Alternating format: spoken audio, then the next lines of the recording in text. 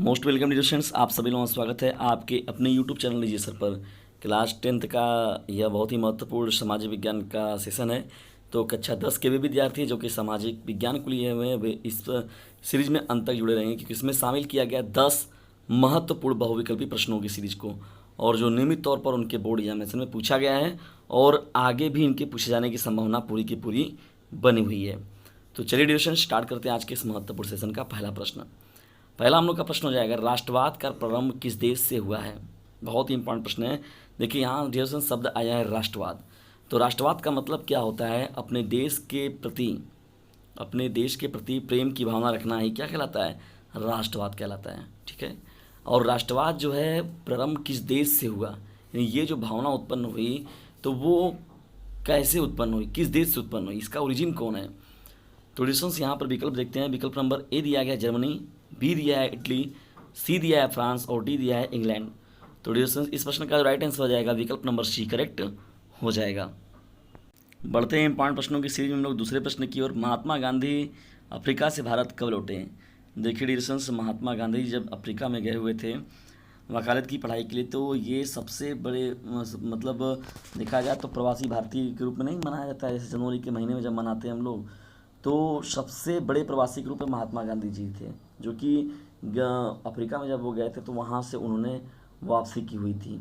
तो दोस्तों देखिए, महात्मा गांधी जब गए थे अफ्रीका में तो भारत कब लौटे? तो आइए चलिए देखते हैं इसके विकल्प को। तो विकल्प नंबर ए दिया गया है सन 1915 में, बी जो दिया गया वर्ष 1916 में, सी जो दिया गया वर्ष 1918 में और डी जो दिया गया वर्ष 1920 में। तो डिस्टेंस इस प्रश्न का जो राइट आंसर हो जाएगा विकल्प नंबर ए करेक्ट हो जाएगा, वर्ष 1915 में। चलिए बढ़ते हैं हम लोग अब तीसरे प्रश्न की, और तीसरा हम लोग का प्रश्न है, दक्षिणी अमेरिका के एल डोराडो किस लिए प्रसिद्ध है? प्रश्न को ध्यान सुनिए डिस्टेंस, बहुत ही इंपॉर्टेंट प्लेस है ये। दक्षिणी अमेरिका के एल डोराडो किस लिए प्रसिद्ध है? विकल्प नंबर ए दिया गया सोने के लिए, विकल्प नंबर बी दिया गया हीरो के लिए, सी जो दिया गया कोयला खानों के लिए और डी जो दिया गया तांबा की खान के लिए। तो डियर स्टूडेंट्स इस प्रश्न का जो राइट आंसर हो जाएगा विकल्प नंबर ए करेक्ट हो जाएगा, सोने के लिए। तो दक्षिण अफ्रीका के एल डोराडो जो प्रसिद्ध है वो किसके लिए प्रसिद्ध है? सोने के लिए। तो तीसरे प्रश्न का जो राइट आंसर हो जाएगा विकल्प नंबर ए करेक्ट हो जाएगा। ठीक है, चलिए आगे बढ़ते हैं और देखते हैं चौथे प्रश्न को। देखिए हम लोग का चौथा प्रश्न जो है वो भी बहुत ही महत्वपूर्ण है। संसाधनों का विकास निम्न में से किस पर निर्भर करता है? बहुत ही इंपॉर्टेंट प्रश्न है डिस्टेंस। विकल्प नंबर ए दिया गया उनकी संभाव्यता पर, बी जो दिया गया उनकी प्रौद्योगिकी पर और सी जो दिया गया ए और बी दोनों पर, डी जो दिया गया इनमें से कोई नहीं। तो डिस्टेंस इस प्रश्न का जो राइट आंसर हो जाएगा विकल्प नंबर ए और बी दोनों हो जाएगा। तो अगर कोई वस्तु है, सामान है, जैसे कोई संसाधन है, तो उनकी संभाव्यता कितनी है, मतलब कितने समय तक वो अभी रह सकती है, कितनी ज़्यादा संभावना है उसकी उपस्थिति की, और उसके साथ ही साथ उसको कितना ज़्यादा से ज़्यादा तैयार किया जा सकता है, उसकी प्रौद्योगिकी कैसे की जा सकती है। तो इसका मतलब कि उनकी संभाव्यता पर भी निर्भर करेगा, उनकी प्रौद्योगिकी पर भी। तो दिया गया जो प्रश्न संख्या 4 है, इसका जो राइट आंसर हो जाएगा विकल्प नंबर सी करेक्ट हो जाएगा। डियर स्टूडेंट्स, महत्वपूर्ण प्रश्नों की सीरीज में आगे बढ़ने से पहले मैं आप लोग को कुछ इंपॉर्टेंट चीज़ बता दूं। आप लोग नंबर दिखा हुआ मिलेगा डिस्क्रिप्शन बॉक्स में 950 690 285 7। ये बहुत ही इंपॉर्टेंट नंबर है जिससे आप लोग मैसेज करके व्हाट्सएप ग्रुप में जुड़ सकते हैं, जहाँ पर आप लोग को मोस्ट इंपॉर्टेंट पीडीएफ जो होंगे, मोस्ट इंपॉर्टेंट लेक्चर जो होंगे वो नियमित तौर पर आप लोग को मिलते रहेंगे, और वो भी बिल्कुल फ्री में। तो दूर दराज के भी बच्चे हैं जो कि अभी तक वो कहीं ज्वाइनिंग नहीं किए हैं, वो नहीं पढ़ पा रहे हैं किसी, या उनकी सुचारू रूप से नियमित क्लासेस नहीं मिल पाई हैं उनको, तो वो लोग इस चैनल को ज्वाइन जरूर करें, और वो भी पूरी व्यवस्थाएं जो आप लोग को मिल रही है उसका लाभ जरूर उठाएं और दूसरों को भी लाभान्वित जरूर कीजिए। तो डिस्टेंस बस आपको कुछ भी नहीं करना है, जो नंबर आप लोग को मिलेगा बस उसी नंबर से आप लोग मैसेज करिए, मैं पूरा कार्य आप लोग के लिए स्वयं खुद कर दूंगा। पूरी व्यवस्थाएं जो है आप लोग को मिल रही है फ्री में, और जितना भी डिस्टेंस पूरा का पूरा जो ये है बना हुआ पूरा का पूरा पीडीएफ जो है पूरा मोस्ट इंपॉर्टेंट जो है वो आप लोग के लिए पूरा उपलब्ध कराया जा रहा है।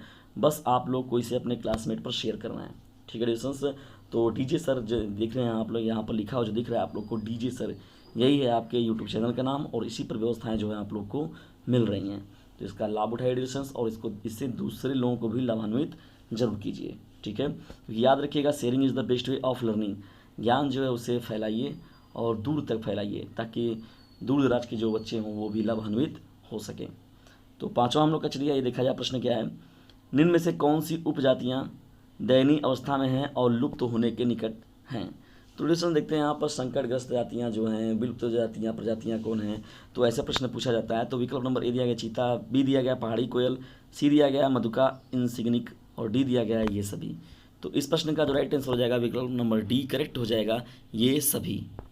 डीजे को रिमिक्स बजाने वाला डीजे मत समझिए डिस्टेंस, लोगों के अंदर ज्ञान की पुंगी बजाने वाला डीजे सर है। लोगों के अंदर ज्ञान की पुंगी बजाने वाला जो रिमिक्स वाला चैनल है उसे हम लोग कहते हैं डीजे सर। छठवें प्रश्न की ओर बढ़ते हैं। किस वस्तु का निर्माण भारत नहीं करता है? बहुत ही मोस्ट इंपॉर्टेंट प्रश्न है डिस्टेंस। किस वस्तु का निर्माण भारत नहीं करता है? विकल्प नंबर ए दिया गया कॉफ़ी, बी जो दिया गया तंबाकू, सी जो दिया गया उर्वरक और डी जो दिया गया है चाय। तो डिस्टेंस जो भारत है वो मुख्य रूप से जो खाद होता है जिसे हम लोग उर्वरक बोलते हैं उसका निर्माण भारत नहीं करता है। तो दिया गया जो प्रश्न संख्या 6 है इसका राइट आंसर जो हो जाएगा विकल्प नंबर सी करेक्ट हो जाएगा। मोस्ट इंपॉर्टेंट प्रश्नों की सीरीज में हम लोग बढ़ते हैं अब 7वें प्रश्न की ओर। देखिए डिस्टेंस ये मोरल तौर पर भी हम लोग को ये चीज़ें पता रहनी चाहिए। प्रश्न संख्या 7 जो हम लोग का, भारत में आजीविका का प्रमुख स्रोत क्या है? बहुत ही मोस्ट इंपॉर्टेंट प्रश्न है डिस्टेंस। भारत में आजीविका का प्रमुख स्रोत क्या है? विकल्प नंबर ए दिया गया सेवाएं, बी जो दिया गया है कृषि, सी जो दिया गया है विकल्प है उद्योग, डी जो दिया गया है व्यापार।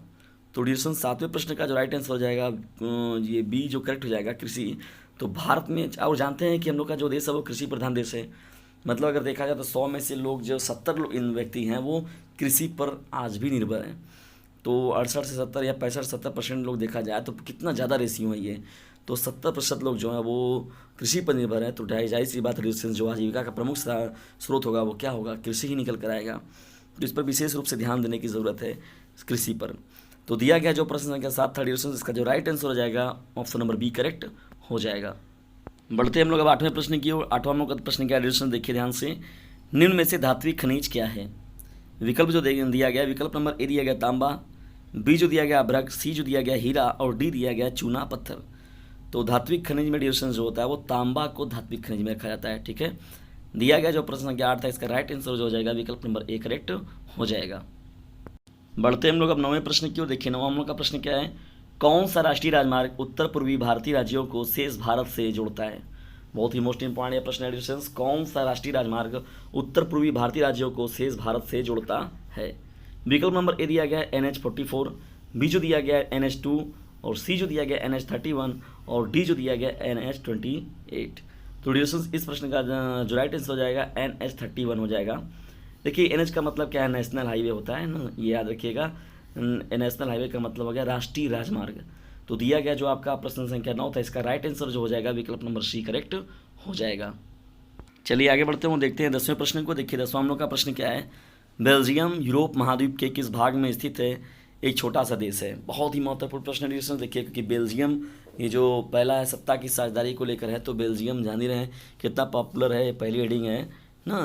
तो बेल्जियम में किस प्रकार सत्ता का बंटवारा हुआ था, उसके बाद श्रीलंका में किस प्रकार से हुआ था। तो बेल्जियम में बहुत ही महत्वपूर्ण टॉपिक था।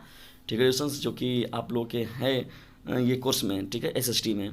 तो बेल्जियम यूरोप महाद्वीप के किस भाग में स्थित है? एक छोटा सा देश। देखिए बहुविकल्पी से प्रश्न बन सकता है आपका, इसीलिए मैंने इस प्रश्न को भी शामिल कर लिया डिस्टेंस। विकल्प नंबर ए दिया गया उत्तरी यूरोप में, बी जो दिया गया है पश्चिमी यूरोप में, सी जो दिया गया पूर्वी यूरोप में, डी जो दिया गया दक्षिणी यूरोप में। तो डिस्टेंस इस प्रश्न का जो राइट आंसर हो जाएगा विकल्प नंबर बी करेक्ट हो जाएगा। पश्चिमी यूरोप में जो है बेल्जियम स्थित है। 10वें प्रश्न का जो राइट आंसर होगा विकल्प नंबर बी करेक्ट हो जाएगा। तो डिस्टेंस ये रहे महत्वपूर्ण 10 विकल्पी प्रश्नों की आज की सीरीज आपको कैसी लगी इसके बारे में कमेंट बॉक्स में जरूर बताएं। और यदि वीडियो पसंद आता है तो इसे लाइक करें, शेयर करें और चैनल पर तो चैनल को सब्सक्राइब करना बिल्कुल भी ना भूलें।